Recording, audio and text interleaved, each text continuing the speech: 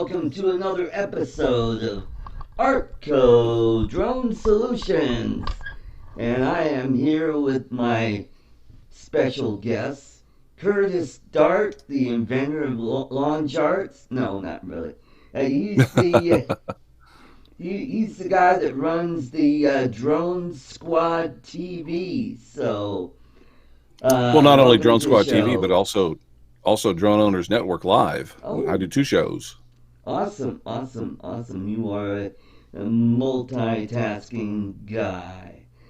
So Either that you or glutton are, for punishment. yeah, you are based out of the Seattle area, right? Actually, we got a lot of echo going on in here. I'm not sure where that's coming from, but Oh, make sure you mute YouTube. I got I got two different computers. YouTube is off entirely, Okay. um, Hmm. so I'm not sure where I'm not. You're the one that's echoing. I'm not echoing, I'm so that's echoing. weird. Okay. Yeah. Let's see if I need Timothy, to. is art echoing or man of many talents? Thank you, Timothy. I appreciate that. Am I echoing? But no, yeah, I run. I have two shows that I'm doing. Oh, One cool. of them is the Drone Owners Network Live, and then the other one is Drone Squad TV. And then your other question was, where am I from? Well, I'm actually not in Seattle. Everybody knows of Seattle. I'm actually about 2 hours south of Seattle. I'm south of Tacoma, Oh, little town okay. called Olympia. It's the capital of Washington That's State. right. That's right. Yeah, a lot of people don't know that. Yeah, that's true. I'm a whiz at geography, and I know all my state capitals, and uh, I know a lot of little interesting tidbits, trivia about each capital, such as Santa Fe. But everybody thinks Denver is the highest capital in the United States, and it's not. It's Santa Fe, Hmm. which is I over did not know that. 7,000 feet. Did not know that. I learn something new every day. Mm-hmm. Mm-hmm. So, tell us a little bit about yourself. How did you get into drones and so on? Take it away. Take it away. Oh boy, this is gonna be a long story. Well, we got about 55 minutes. 55 minutes. All right, I'll drag it out then. So initially, the way the story goes was, I think it was, I forget the exact year, 2013. I still am into motion graphics and doing 3D renderings and stuff like that. Adobe, if you're familiar with Adobe and After Effects, After Effects is made in Seattle. And I'm lucky enough that they invite me up about once a month, not because I'm this talented individual, but because I represent the everyday man and Right? they want to sell their products to the everyday guy. So they Oh, invite me awesome.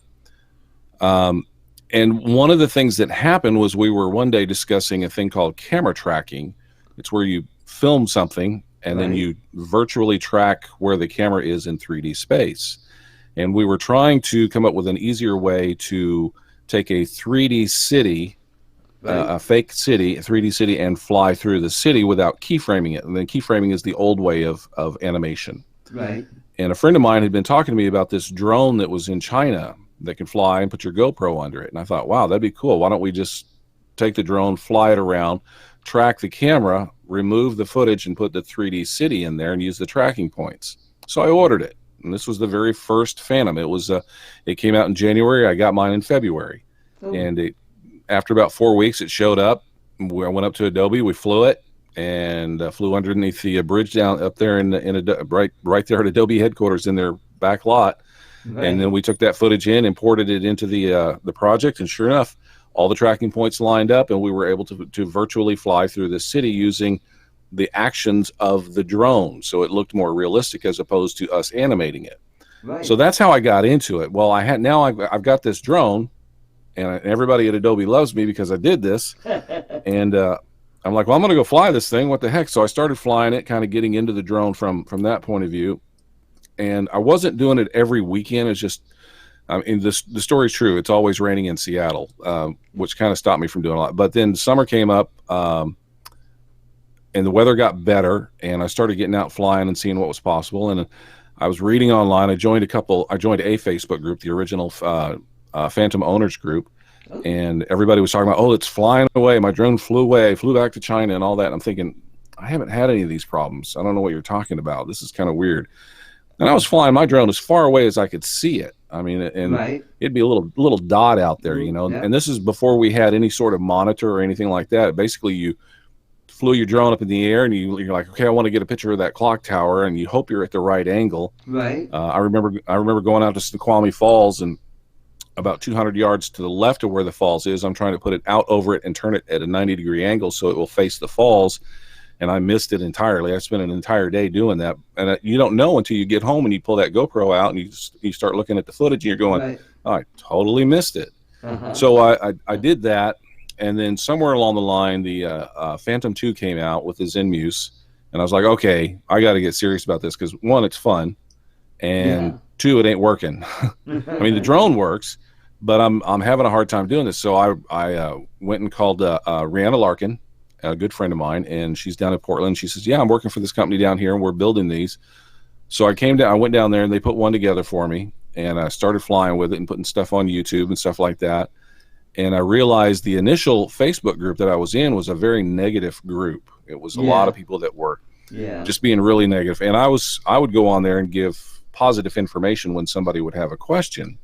Right. And this kept going on and on and on. And eventually it got to a point where we heard the Inspire 1 was going to be coming out. Ooh. Now, I didn't buy the Vision or the F40 or C40 or whatever those were. I skipped all those. I wasn't interested in those. I wanted a better camera up in the air. My whole idea is not necessarily flying drones. It was getting a good camera and doing something interesting with it. So from there, I had a good friend of mine, Corey Jacobs and Zach Davis. They both messaged me and said, hey, we're going to start an Inspire group, and we want you to run it for us. We just, we're both dealers. We want to sell drones, but we don't necessarily want to run this thing. Can you run it for us? And I said, sure, but I want to do it my way. And I said, I want to be helpful. I don't want to be go read the manual or you shouldn't be flying or whatever. I wanted to give people good, honest advice and kind of go that route. So we started that.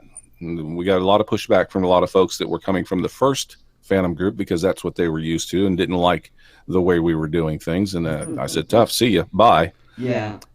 But that particular model of running a Facebook group like that became the norm. Everybody was like, oh, this is a great idea. We're going to start doing this.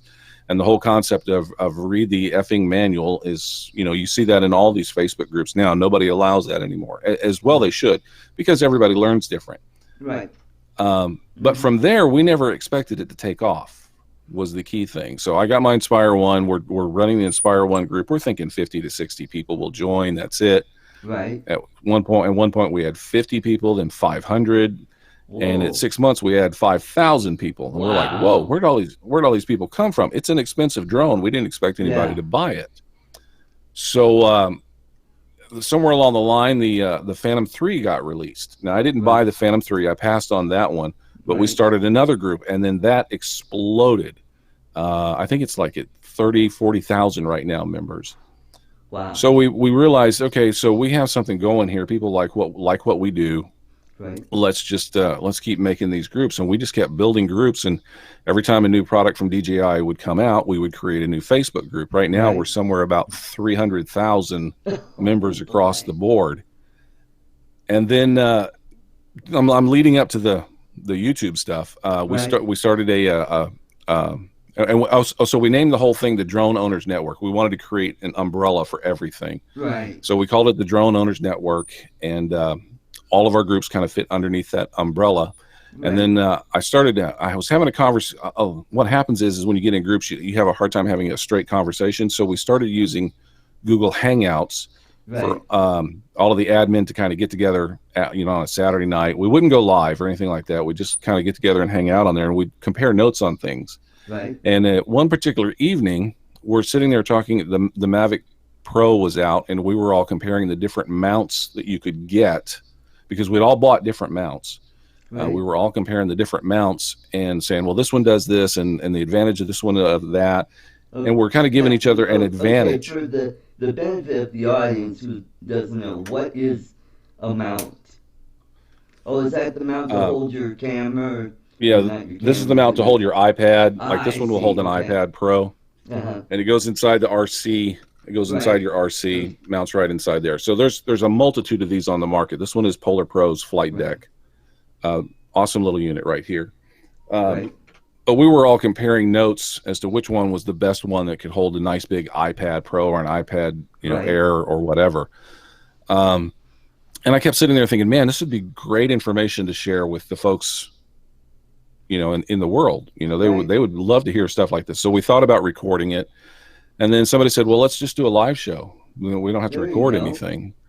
So we started kind of talking amongst ourselves about what we would do, and then we came up with a format. We didn't know about all these live drone shows that were on, and they were all out there. We had Yeah. no idea. We'd not really dabbled in YouTube. We just kind of been in the Facebook realm. I'd Right. make videos and put them on YouTube and not really pay attention to them at all on my channel. So we started dabbling around with it. We came up with a format for Drone Owners Network Live. We put that on and did our first show, and it was a tremendous success. We had Jeff Overall from Polar Pro on. Oh, cool. The video did When really, did really. you start that channel? That was. Hang on, I could probably tell you here in just a second. And I'll post this link in here too. That was 3 months ago. Oh. Yeah, 3 months ago. Let me copy this and share this with everybody. Boom. So this is the channel that we're talking about. Right. We wanted to do a professional style show, and we started doing a few shows. And somewhere about the third show, I started looking around to see, who all was out there doing what. I knew there were several folks out there doing recorded stuff, tips and tricks, but I didn't think anybody was doing kind of stuff we were doing. And then I found Bill the drone reviewer, and I found Coast to Coast Drones, excellent folks over there. Yeah, that's true. Great folks over there. And then I found Canadian Drone Hub, and just started finding all these different shows. I found those guys. I found Artco Drone Solutions. And Nice so I started I started meeting up with you folks and going on your shows and talking with everybody. And that's kind of the whole history of from where I started to where we are today. Mm-hmm. I have my original YouTube channel, which is just Curtis Dart. And Right. one of the things that we're doing over at Drone Owners Network Live is we're wanting to put out quality content. So we're not doing something every week, Right. but I'm having so much fun doing live shows that I thought, well, I'm just going to start my own live show. There you go. And just start it. And it won't be so formatted as like our show is. It's more of an open-ended kind of thing where it's just Right. a discussion of current events kind of thing, Mhm. and have a bunch of regular folks on, which is what my initial thought was. My initial thought kind of got not pushed to the side, but it got elevated to a more professional, let's do interviews, let's do news and stuff like that. And, Right. and we do a great job. I like what we do over there with that, but I want something where we're talking with the everyday drone guys a lot. So that's Mhm. what I was interested in doing. So that's why I'm kind of doing this second show now. Right. Cool. So that's it. That's all I got. I'm out. See you. Bye.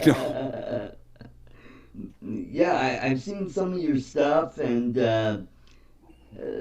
Washington is a beautiful state, and I've got relatives in the Spokane and Pullman area. Well, that's another place. Yeah, that's way over on the east end. If you spend any time in Washington, there's two Washingtons actually. The Cascade Mountain splits everything up, and Mhm. everybody kind of it's two different Washingtons. Mhm. Yeah, I've been to Seattle a few times. I'm a fisherman, and I would love Seattle because you can go just about anywhere to go fishing. You can go saltwater fishing or freshwater fishing.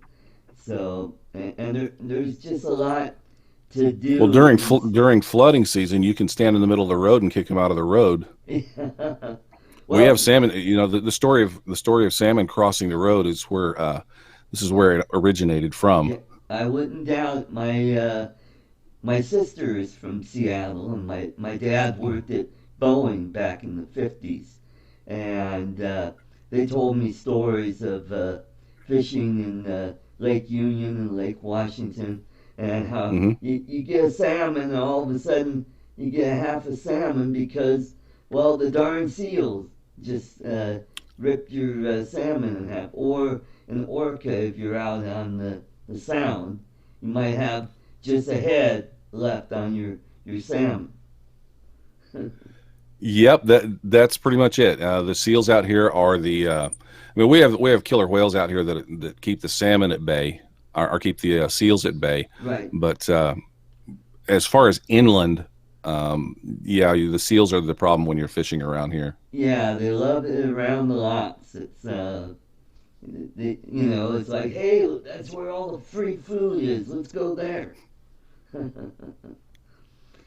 So I noticed you took an interest in my little gadget that I made to do some underwater videos.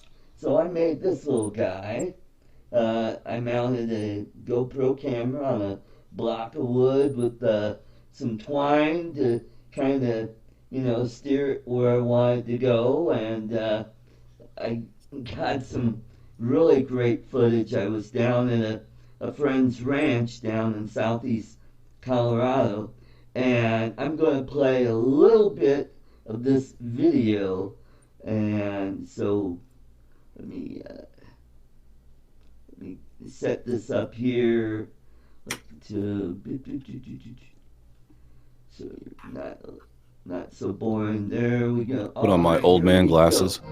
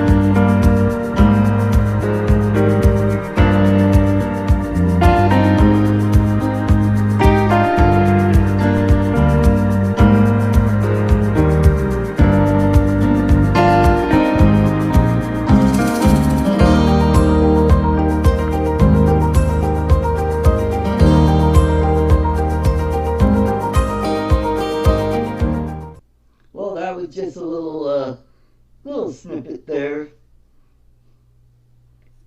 That was nice, and I just thought it was really innovative for you to even think of that. I don't know why. It's so simplistic at the same time. It's so innovative and really cool. I just love the idea. Yeah, We just need to get you towards some clearer water. yeah, that's true. I, you know, the kind of work that I do, I work at a dental manufacturing company. I work with little tiny parts and I spot weld them together, and it's kind of monotonous, so it gives you time to think. And I thought, I'd like to get some underwater footage. How can I do that without, just chucking the camera out there on a string? Hey, how about I mount it under a board?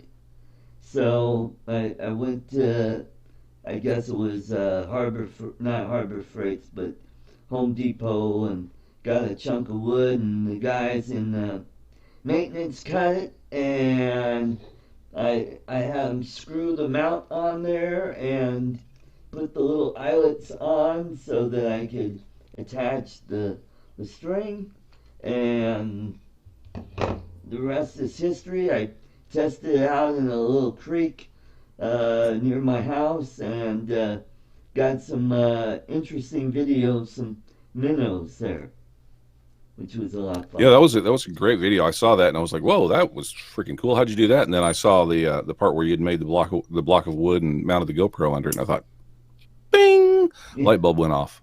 Yep.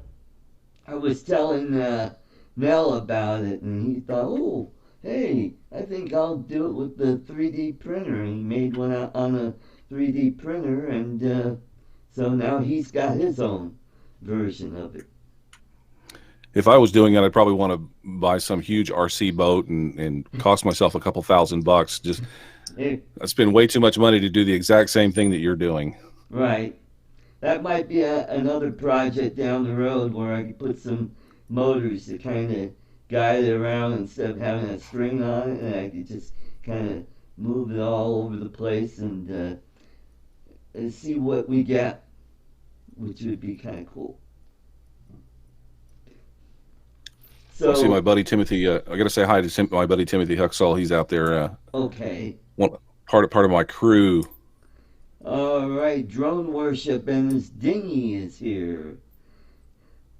And also, we have Roger from Canadian Drone Hub. Welcome to the Sup, Roger? show. I just now saw you, man. Hey, what's going on? Yeah, welcome to the show.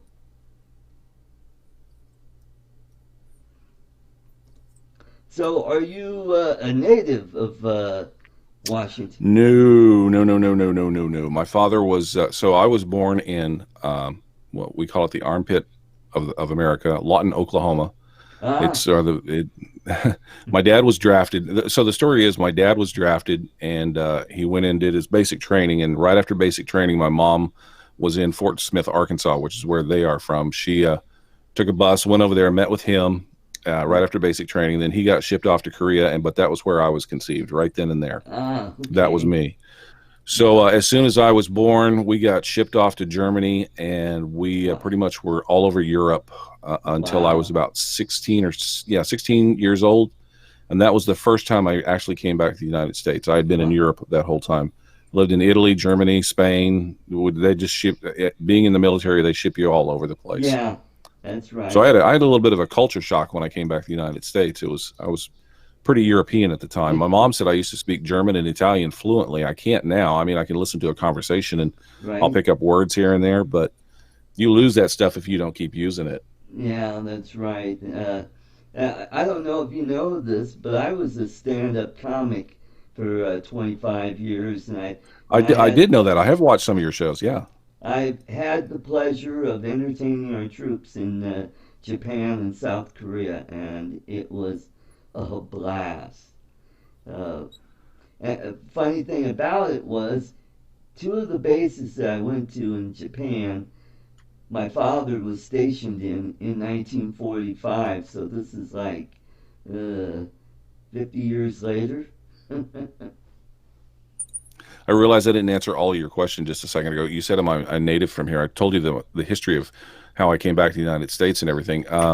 Graduated from, we went back to Lawton, Oklahoma when my dad retired, and he retired there. Ah, And then I just stayed there. They moved back to Fort Smith, Arkansas. I met my wife, and her father was working for Boeing at the time, oh, and okay, cool. so he was like, "Hey, come on out and visit me." Her parents were separated. He said, Right. "Come on out and visit me," and we came out here, fell in love with the place, and 2 years later, we decided, "Oh, let's just move out there. It's gorgeous." And he Cool. was going to get he was going to get me a job at Boeing. I mean, the whole thing was just lined up perfectly. So it was like, okay, why not? Let's do this. There you go.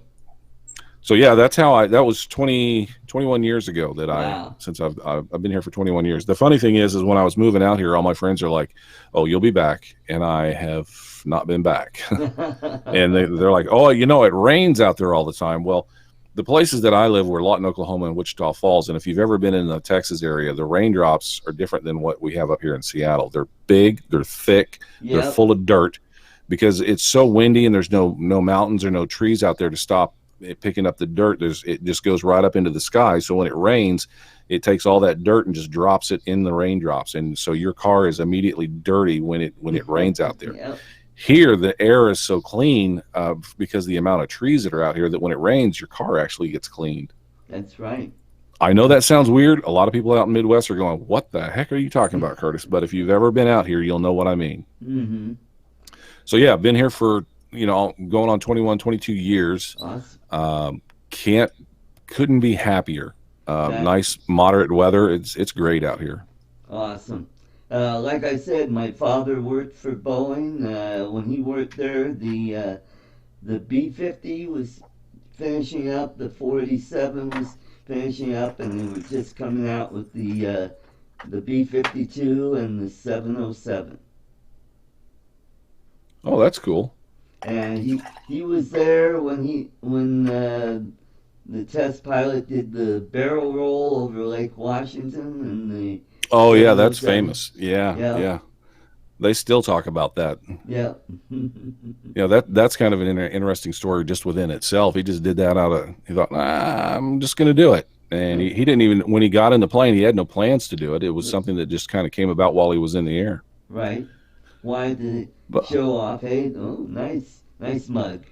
Hey, my Roger, Canadian there's your drone mug. hub, which, by the way, the strange thing about this mug, not only does coffee taste better in this mug, but Hmm. as you drink it, you start turning Canadian and say things like Hey. "a."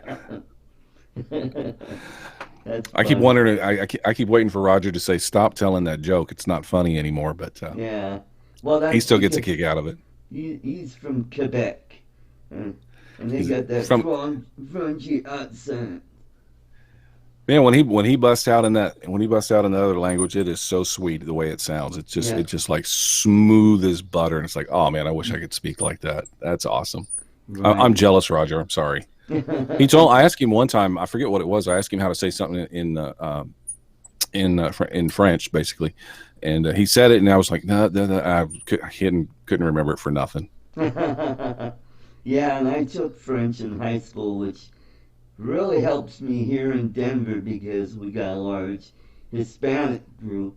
And, when you learn French, it's one of the Romantic languages, and it Hmm.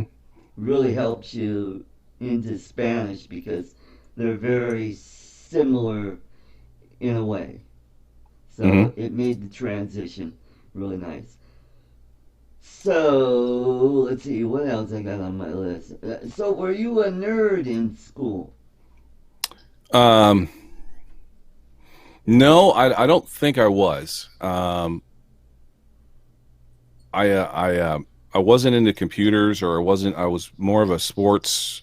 I Right. was more into music than anything else. In fact, there are photos and videos of me online with hair down to my butt playing Judas Priest songs. And I did the music thing for, yeah, I did exactly. I was a guitar player. I wasn't the singer, so Okay. but I had a blast doing that stuff, and I made a living at it. I mean, it bought a house and paid for two cars, and Oh, cool. for let's see, about 6 years, we did the what we call the Gibson or tri-state tour. Fender? Huh? Gibson or Oh, Fender? all of the above. Ah, Gibson. okay, cool. I've Hmm. so as far as amplifiers go, I mean, I've bounced back and forth between Marshalls and Fenders. When I have a Marshall, I want a Fender. When I have a Hmm. Fender, I want a Marshall. I tried a Vox for a while and I was like not happy with that at all. But now after I got rid of it, I'm like, I wish I had it back for this sound or that sound. As far as guitars, I have a my dad was a guitar player, and he Okay, played in cool. church with, and my mom sang in church with, and that's how they actually met. Somebody said, he plays guitar, you sing, you two get together and start Yeah. making music for the church, and then they ended up getting married and all that stuff. But I digress. So um, my dad's first guitar was a Sears Silvertone, and he hated that guitar. My Hmm. my grandparents bought it for him, and Right. then he said, I can't play this in church, it's too hard to play. So they bought him a Gretsch Country Gentleman, the Chet Ooh. Atkins model, a Yeah. very very nice guitar. Hmm. And unbeknownst to him, they kind of put it away. So when I had come back to visit my grandparents, 30 years ago, before they passed away, Right. my grandmother says, come back in this back room. I got something to show you. Because she knew that I played guitars, and she knew that I was actually making a living doing it. And Right. she pulled out that Sears Silvertone. She goes, here's your dad's first guitar. And I was like, Oh. that's mine. It's not going any. I took it right then and there. I have never. My brother's like, hey, what about? I'm not. No, you don't play guitar like I. You play a little guitar. You didn't. You don't play professionally. So that became my guitar. Hmm. It's not playable, but it's a collector's item now for Yeah, it anybody that's is. kind of looking around. Hmm. For those of you that don't know, the Sears Silvertone series was originally made by Gibson, or the company that became Gibson. So it was an early model of a Gibson guitar. Right. The neck on it's like a freaking log. Yeah. It's a you just Yeah. can't get your fingers around this thing. It's Yeah. so freaking big. Um, but yeah, as far as guitars go, I was playing in clubs and stuff, and my buddies were getting their Les Pauls and their Fender Strats stolen. So instead of buying the expensive guitars, I started buying the import models. I was buying the import Jackson guitars and Right. the Epiphones and stuff like that. Hmm. Never had a guitar. Well, no, I take that back. It wasn't actually stolen. It was a friend who took some of my equipment to go record some stuff and didn't ask me. But we had a place that we practiced at, Right. and he asked me. He didn't ask me. He just took my stuff and went to a recording studio and started recording. And I was like, my stuff's stolen. I reported it to the police, and everybody's like, where's this stuff at. But for as far as clubs go, we would show up the day before and set up and leave Right. our stuff there on a Thursday and then play Friday, Saturday. Right. Um, we never had anything stolen in all the years that we played. I was always Yeah. amazed by that. But I was always worried that if I had a Les Paul or something like that or something really expensive that it would get stolen, but it Yeah. never did. It's yeah. Me, I've got a couple of guitars here. I have these little guys. I've got a Oh, I got Fender. an Ibanez, yeah.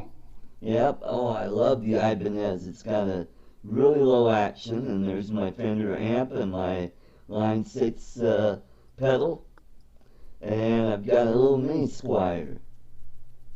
That's pretty cool. Yep. So And what's the pedal that you have there? it is a distortion overdrive pedal that you could preset it to where you could get just about any kind of overdrive. You could get a Boss overdrive all the way up to a a big muff sound, and it even Yeah. has a phaser on it too. So you need to start recording stuff for your show instead of having the other music that you have playing for the intro. You need to have yourself playing. Well, I'm not a really good player. I just kind of make noise, but yeah, You know, I art probably should. art is art.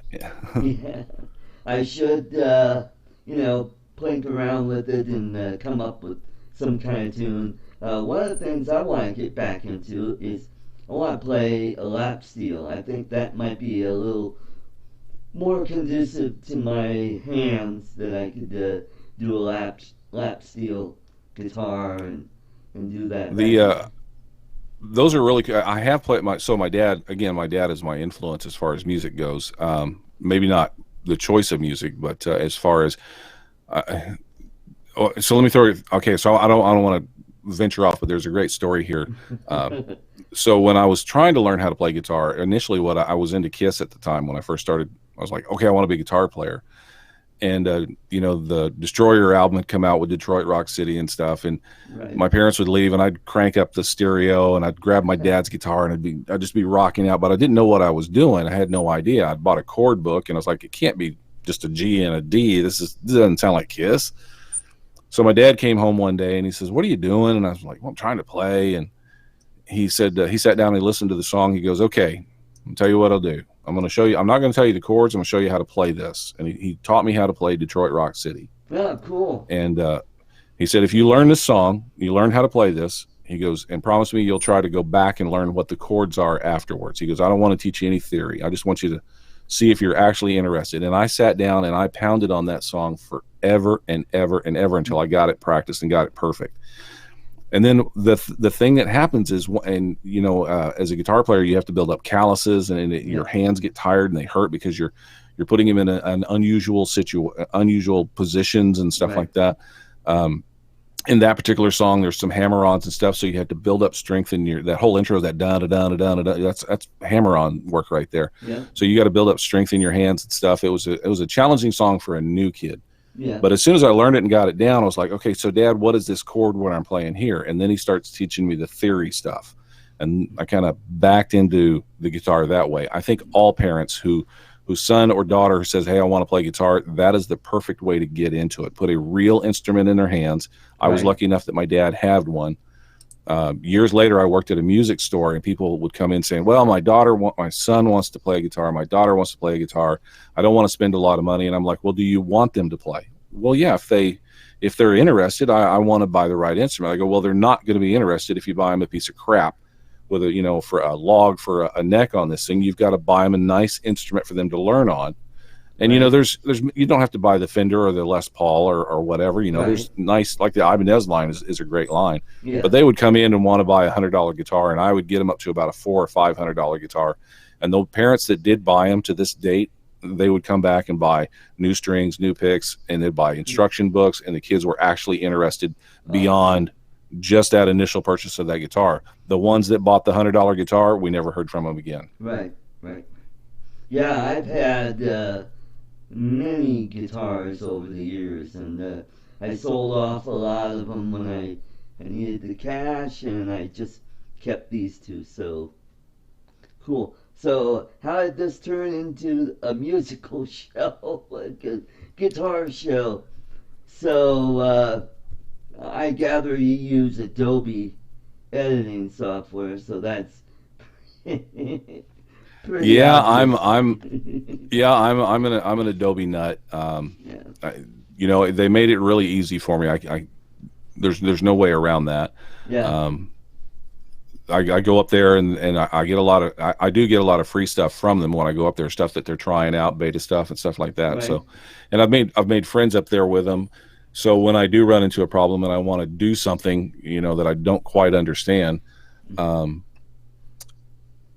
uh, when I do something like that, I just go to them and say, hey, how do I do this? I don't understand it. And I've been doing it for many many years now, but Right. they've always been very very helpful with me.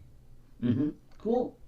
Cool. Yeah, I started off with the Adobe Photoshop, and that's what I did use for all my photos and any kind of artwork that I do. I use that for my video editing. I use Filmora because that's what So anybody that wants to I see the anybody wants to see the motion graphics I do, I just put a link right there. okay, cool. Our graphics says I make motion. Oh, let me go ahead and show that. Okay, I want to say hi to our graphics and Doug Ertel. Welcome to the show. Thank you for stopping by. Cool. And yeah, so uh, yeah, I tried to play around with the Adobe Illustrator. That was just a little too much for me to handle. I would imagine if I practiced and played around with it, I probably could be pretty good at using I lost you there for a second. it. Your audio Okay. went away. Oh, Sorry about that. sorry. I'll get a little closer to the mic. Yeah, I played around with Adobe Illustrator and found that just a little too technical, too hard for me to use. So I just use Photoshop. They understand. So when I go up there and talk with them, they do understand that um, there's the professional that they want to appeal to, but they also want to appeal to the everyday guy. So they do Right. understand, and they try to simplify things. Sometimes they oversimplify them, I think. Uh-huh. It's just like any other profession or whatever. You have to apply yourself, and if you apply yourself and spend a little time with it, you will get it. For the longest time, I thought I would never ever understand After Effects. It is Right. such a complex program, Mm-hmm. and there are so many ways to do the same thing. You could watch three different guys do a tutorial on how to make something black, literally black, and Right. how to turn you're watching a video and you want it to fade out to black. There's 50 different ways, and Right. each one of them is correct. And that was what was so confusing to me, was there was not a way to do something. There's all kind. It opens the door to Mm-hmm. anything that's possible, and that's why anybody that uses software like that, Mm-hmm. um, no two guys will come up with the exact same solution, but they will look slightly different, but the results will be the same. Mm-hmm. So that's kind of what that's the appeal of it. Mm-hmm. Um, Uh, but yeah, I realize it's complex, but at the same time, if you dive in mm-hmm. and get yourself into it, just pick one thing from Adobe, After Effects or Premiere Pro or Right. Illustrator or Photoshop or Lightroom. If you pick one item and just kind of focus on that for a while, the other ones kind of start falling in line. But I Right. see a lot of people, because of this new subscription plan they have, they get everything and they try to use everything all at once, and then they kind of get boggled down. They're like, "Oh, this is too complex. I can't figure this out," Right. and it becomes an issue for them. Mm-hmm. Yep. And yeah, I'm the kind of person that learns by doing. I'm a hands-on kind of person. If somebody could show me, and that's what I like about YouTube, because YouTube is a visual teaching tool, and that's where I go to learn how to do a lot of stuff, like video editing. And I think my videos are getting better and better and better. And plus, I watch these guys that do how to grow your channel, and Hmm. I've come to the conclusion that end cards are pretty much useless because you might get about 1% new viewers out of that. And it's like, well, why am I putting these end cards on? Well, the So the whole the whole live thing is working against you to a certain extent, right, um, only because live shows tend to be long, and the reason people's attention span or even though people like what you do, hmm they have a certain amount of time, and it's like, okay, I could go watch an hour show, or I can watch this 15-minute show and then go do something else. right. So live shows are kind of a tough sell, but they're kind of coming around too. There's the thing about a live show is it creates community, and community is the really, really cool part. That's true. Yeah, and that's what I like. I watch all the other different channels, and I meet new people, and like Ken Heron, he's got like the greatest live show, and I watched the whole darn thing, even when he did that marathon show that went over 3 hours long. I'm like, I was exhausted after that, but he keeps you entertained. He's very good with the camera. And I've Right. been in the entertainment business for 25 years, so I know somewhat what I'm doing here. Let me do a shout out in the chat group there. Robert, yeah, we will get together and do something. And Timothy, I don't know why you wouldn't say that. My buddy's out there. Oh, good. I'm glad your entourage showed up today. Part of them did. Oh, Juneau County Droner, thank you for stopping by. Yep, that's Robert. All right, so I do have a shameless plug. I am, as you know, I want to go to Spin Up. Are you going to Spin Up? I can't afford it. Oh, I'd like to go, but it's just not in the budget right now. yeah. So, I got a GoFundMe set up, and so what I'm going to do is I'm going to put the link into the chat, and just throw a couple bucks in, help me get there. My goal is 650, and I'm at 275 right now. I got the ticket. Now I just need to get enough money for the airfare and the hotel, and then I'm set. Well, that's sweet, man. Yeah, I watched the video from Spin Up last year.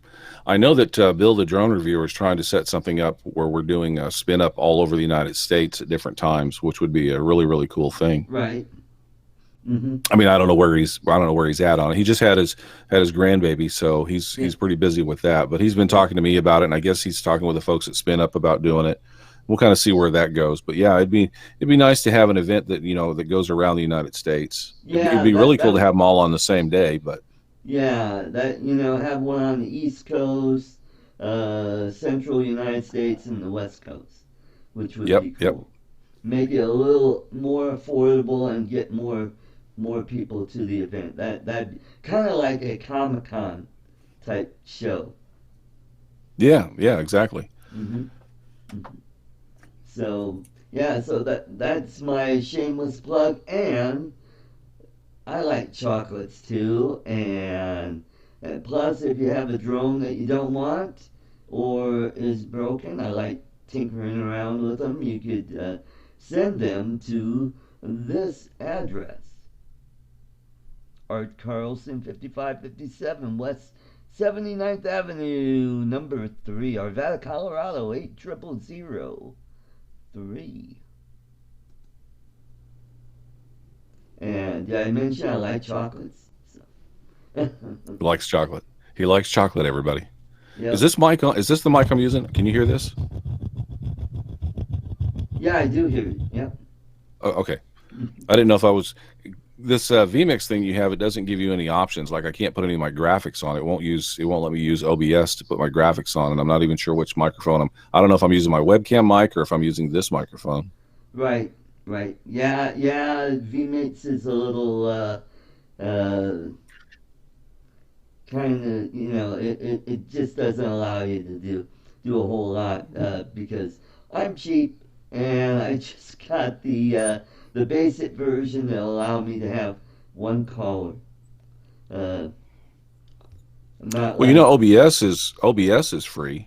yes, and I do have that. I'm thinking about I've got a Linux computer, and I'm thinking about Mhm. uh, totally switching over to that because that has a lot more hard drive space. I've got a 4 terabyte drive on that, and I got Hmm. plenty of room. Where this Dell that I've got, I'm really pushing it to the max. I've got like two hard drives that are external hooked up to it so that I could keep all my video files on Right. Well, with OBS, you and Skype, it won't cost you anything, and you can it. have as Right. many people on as you want. Yeah. Hmm. And OBS gives you a lot more options as far as what you can do. You can do a lot more graphic kind of things. Right. If that was something you wanted to do. Yeah, and I played around with it, and I just kind of found it cumbersome. Where with vMix, it seems real easy to where I get set up inputs real easy. Funny thing Mm. about it is just before you came on, I went to fire up vMix, and all my pre setups were gone. I'm like, Oh oh wow. crap. So I'm like scrambling. And I knew where everything was located in folders. So I was like quickly just throwing everything together, and everything worked out okay. So, uh, That's the beauty of live shows. I seem to always be scrambling at the last second to get something done. It's like mhm. ah. Yeah. But One, yeah, no, I one, love doing live shows. These things are great.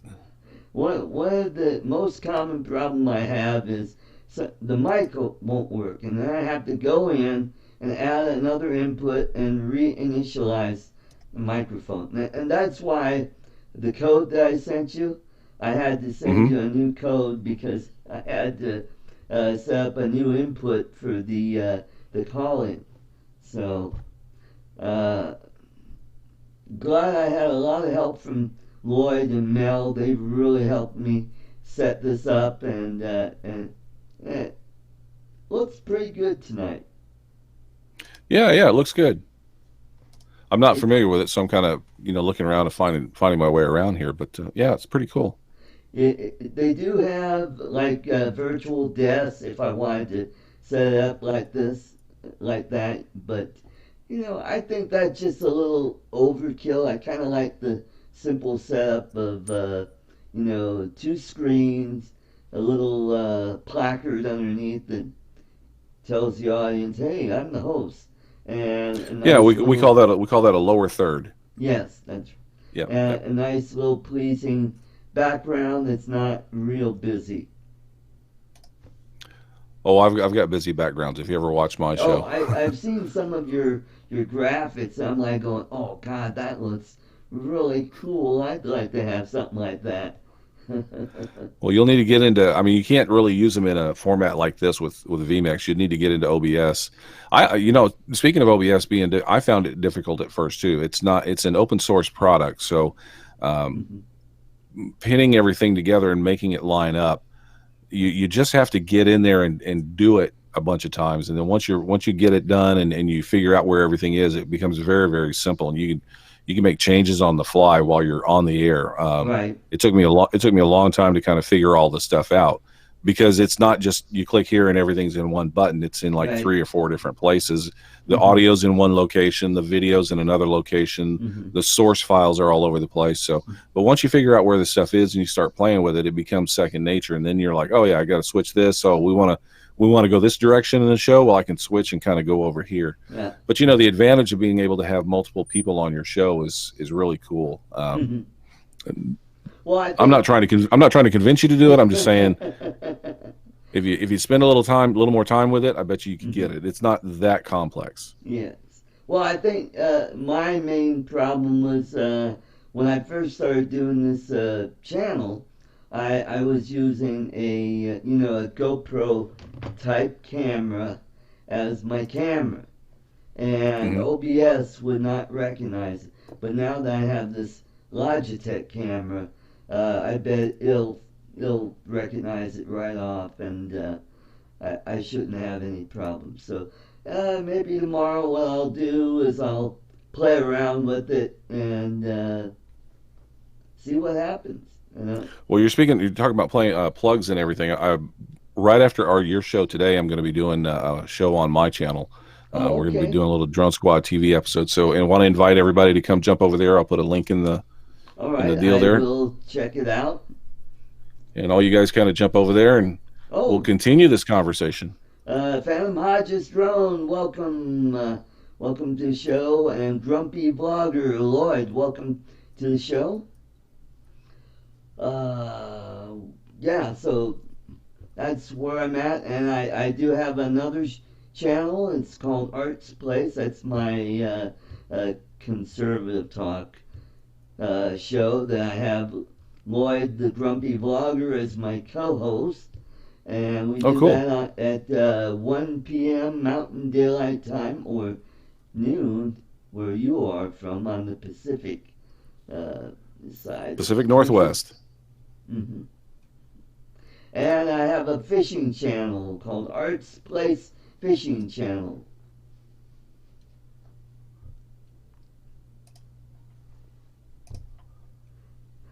I lost you there for a second. Oh, I'm Oh, sorry. I'm back.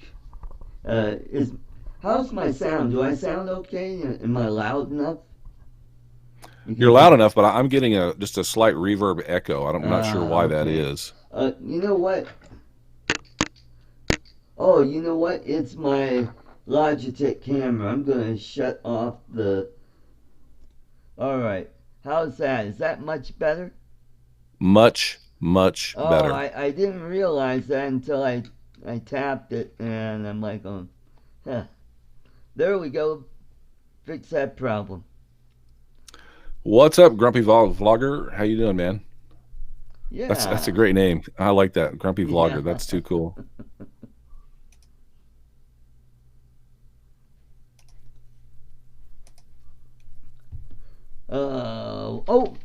One last thing. One near the end. What was your first computer?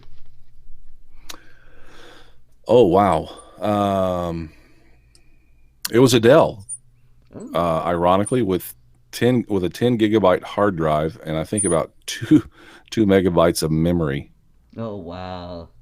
Yeah, What? and my wife and it was when we came up here to Seattle. My wife's sister was dating a guy that was a beta tester for Microsoft at the time, Hmm. and my wife and I were talking, and my sister-in-law was talking about how kids in school nowadays are becoming more and more computer literate. And I told my wife, I go, well, we need to buy Tori, our daughter, a computer, and Right. just because I mean, my parents bought me a typewriter. Typewriters were the big thing back in my day, you know. Yeah. And all I ever saw it as was something that you would. I didn't even think about the internet portion of it. I saw it as a data input source. Mm-hmm. Yeah. So I was thinking, yeah, she could do her homework on this thing, and then when we got it, and Warren, the brother-in-law, came over and says, "No, we're going to get you on the internet and all this stuff." So he hooked it up to the internet and showed me how to operate everything, and I was like, "Oh wow, oh wow, oh wow, hold on, this is amazing." Yeah. So, and of Mm-hmm. course, you know, kids they can grab this stuff and just jump right into it without Yeah. any problems, and she gravitated right towards it, and she's never had an issue. I had to go through, and to me, I was learning it. But yeah, my very first computer was a Dell.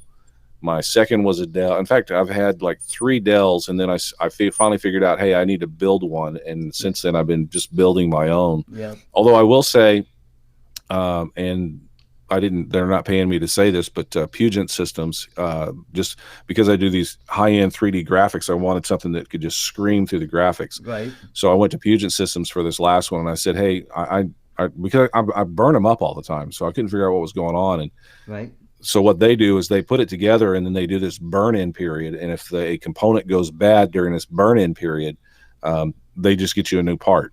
So they burn it in for like 48 hours, where this thing Wow. is just cooking. I mean, they literally sent me a photo of it with a heat camera on it, so that you Right. could see the heat that was dissipating out of it. And they adjust the fans to I mean, it's like you would be surprised, but it's like minute adjustments to get the heat to dissipate a little more here, or move it a little more here, or Right. angle it a little bit there. I never Mm, thought about. I thought you just put the fan in there and blow it out, but no, there's an art and a science to it. So right. they built that for me, and they went through all. We had the let's see, the graphics card crashed, so they ended up replacing the graphics card on it at no cost to me. Right. Yeah, they built that thing like a brick, and it's not very unlike the ones I build, which are monster cases. I mean, they're the height of my desk, literally. Hmm. And I run two computers at all times. Right. Um, the one they built is like half that size and three times the power. So Hmm. yeah, I can't. Those guys are just amazing. I can't say enough nice things about them. Yep. Well, my Dell is an Inspiron 580, and I've updated the CPU. It's an i5, and there originally had an i3, and I think I have 8 gigs of RAM, and it came with a 1 terabyte, regular uh, hard drive, non SSD, Mm-hmm. and then I added the SSD, and that's where I put the operating system on. But for some reason, with Windows 10, it just gobbled up the 1 terabyte drive, Mm. and it just And once I started editing, I'm like, oh, what the hell? I'm running out of space. And I looked around and I go, oh, I've got it. Here's a 500 gig hard drive. And so, that's all filled up. And then someone threw away a computer. It was a, oh God, it was a compact, but it had a 400 gig hard drive in it. Uh, Cleaned that up, put that in an external case, and now I've got plenty of room for now. For now, those drone Yeah. videos do add up. Hmm. And for a while there, I was doing crypto mining. I was mining Ah, Bitcoin. yeah. So I bought this gaming computer for $100 on one of those police auction websites, and I had that going, and I put a 4 gig graphics card in it, and Mm-hmm. it just wasn't doing it. Even though I don't have to pay for electricity here. That's the nice thing about living in low income housing. But yeah, I just couldn't. I was like making pennies a day, and I'm like, oh, that ain't working. And then I finally somebody donated a 4 terabyte hard drive to me, and I put it in the Dell, and it wouldn't see it. I'm like, oh Mm. crap. So I put it in the gaming machine, and it's an AMD A10 Mm-hmm. processor, so it's not brand spanking new. It's not the Ryzen, but it's comparable to an i5, i7. So that's the Well, one I that's cool. put Linux on it because I'm cheap. I finally found the right Linux that I could actually get to load on the hard drive and get it working. So Those folks at the people that are working on Linux have really they've taken that and they keep it alive. They really do. And yeah, I've played with Linux once or twice on machines that I thought were dead. yeah, I'd go wipe the once I've got a new computer, I'd put a Linux on there just to kind of play around with it. right. And there's a whole host of applications that are just Oh yeah. focused on Linux, and most all of it's free, and most all of it works really really good. So Hmm. you have to hats off to the folks that like Linux and like playing with that stuff. They keep that system alive and working. Now they've got an editing software that I really like, but the problem is I've got to download another software for rendering, and I'm like, oh, great. But once I get OBS down and I get to where I like Linux enough, I'll probably be moving over to that machine, and Well, we'll one of get these to. days, maybe tomorrow or something like that, we can get together offline, not live. In other words, and I can kind of go through OBS with you and help you set it up if you want. Oh, cool, cool. My show tomorrow that goes from 1 to 2 o'clock, so anytime after 2 o'clock will work. Okay. Cool. So Well, I'm not let's. sure what the wife has planned for me just yet, but we'll see what Okay, we can do. yeah. And the wife always comes first. All She's at right. work today, by the way, which is Oh, why everything is okay right now. cool. Drone shots. Welcome to the show. Uh, cool. Yeah, always do a burn-in test on a new PC build. Yes, that's very, very true. Very, very true. I have not done it. I'm guilty.